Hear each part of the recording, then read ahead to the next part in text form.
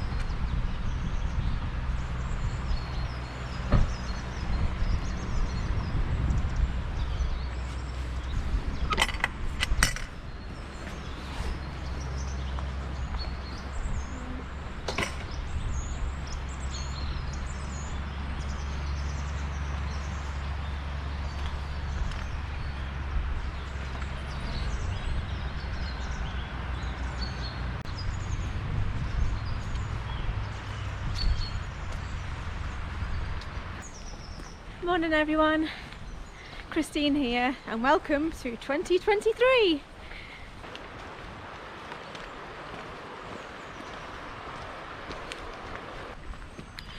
In this video I'm going to discuss the pros and cons of wild swimming or cold water immersion. Don't let any of the negatives scare you. I'm trying to show a balanced argument for the benefits and disadvantages to wild swimming. I'll let you decide if it's a good activity for you. The first benefit of cold water swimming, and I think the greatest, is it's good for your mental health. I've been struggling with anxiety and depression since my late teens. I hit 40, discovered cold water swimming, and I haven't looked back since. It is just being in the moment. Again, another form of mental health and recovery is mindfulness, being in the moment, just standing in a forest, listening to those birds, listening to that water in the river. It anchors you, it makes you smaller than all your troubles are and things. The world is much bigger.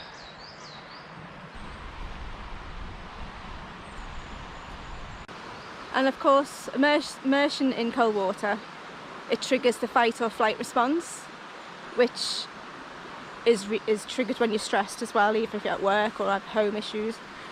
So if you're open to that every time you go into cold water, your body gets used to it. And hopefully there'll be studies in future to say that being in cold water, being exposed to the fight and flight response, will help in stressful situations on land as well as in the water.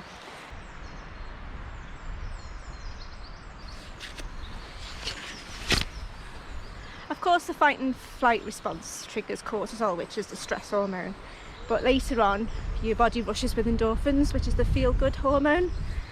I've not felt it yet after a swim, but people say it's really good and you feel alive and you glow. So we're just coming to Crummock Water now, so hopefully I'll get the endorphin rush.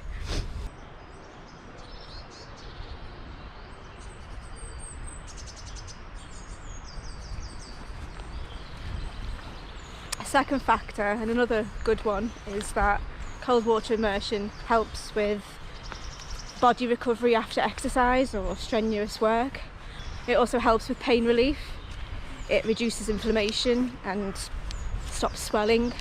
So another positive, and again the endorphins, the pain relief as well.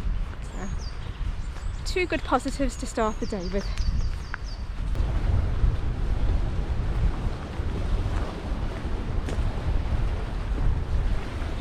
And this, ladies and gentlemen, is Crummock Water, with the wind bearing down upon us straight from Buttermere. Another positive for immersion in cold water is it's good for your immunity. In the cold water your blood vessels constrict and also your lymph system does, which in turn releases toxins out of the body.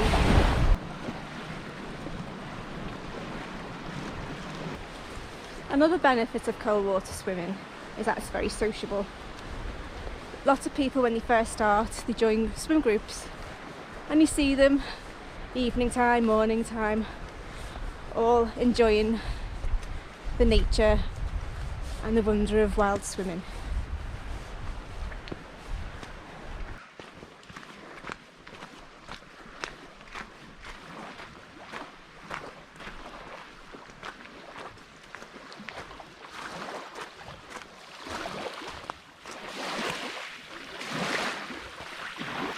One of the negatives of cold water swimming is hypothermia. Maybe not the biggest killer of swimmers or divers, but it is one to be discussed. You have to warm up quickly from the inside and out, so after a swim or a dip, get dressed quickly and dry, have something to eat, walk about, do some exercise, go for a long jog or a walk, and that will help stave off hypothermia.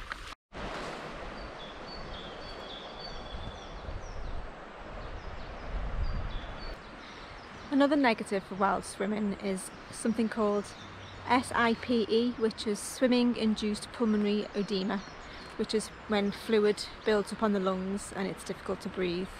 And if untreated, it can cause to death. So it's always best to get out of the water as quickly as possible when you can't breathe or you're starting coughing, and seek medical attention.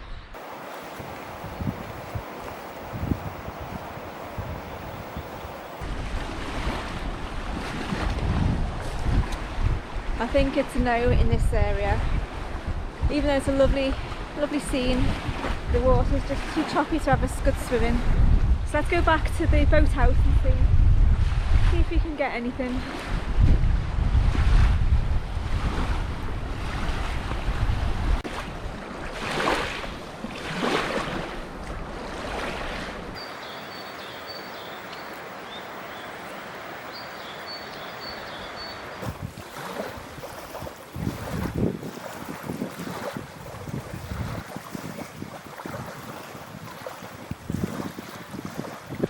We're back in Crummock again. We're by the boathouse. Managed to, it's not ideal, but it's better than nothing. Okay, so as I'm walking in, I'll talk you through.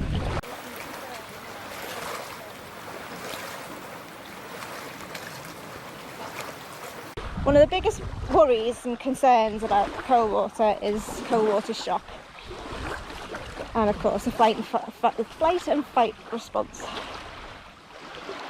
But all you need to do is just regulate your breathing, take it slow, and you should be fine. What I forgot to say was cold water shock induces the gasp response, causing hyperventilation and, if unchecked, can lead to inhalation of water and drowning.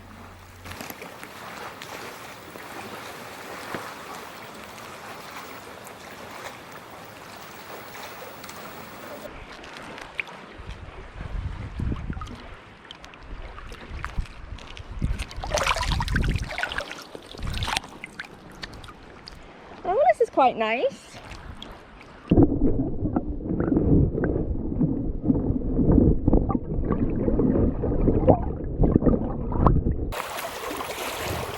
Ready to start the 2023 season?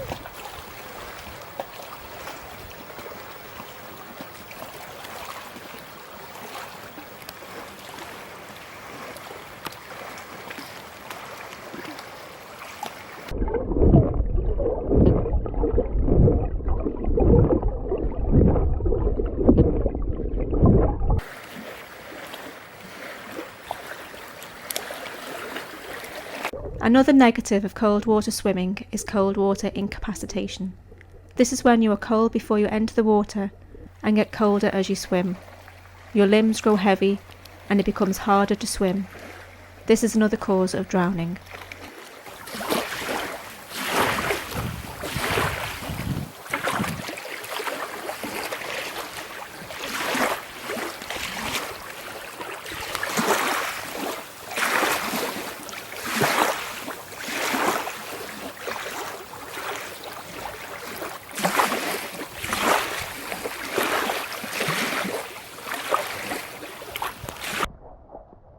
Crummock Water, 7 degrees, felt cold with that wind. Okay.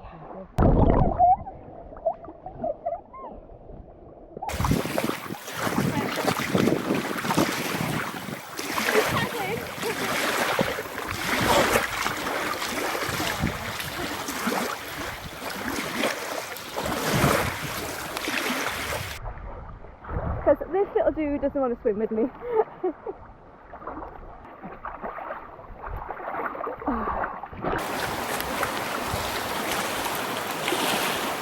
So another negative to wild swimming or cold water immersion, apart from the usual cold water shock and the gag reflex and cold water incapacitation, is the afterdrop, which happens when you come out of the water and you continue to cool. And the best thing is to warm up very quickly, and so we're walking back to the car so I can have a nice coffee and something to eat and to warm up. Okay guys, that was Crummock Water, one of the 3 pristine lakes in the Lake District. It hasn't been too bad a day. I mean, we've been here for a couple of hours hoping that the wind was going to hoping that the wind was going to die down, but it didn't. We've seen red squirrels, heard woodpeckers drumming, so it's been a good day.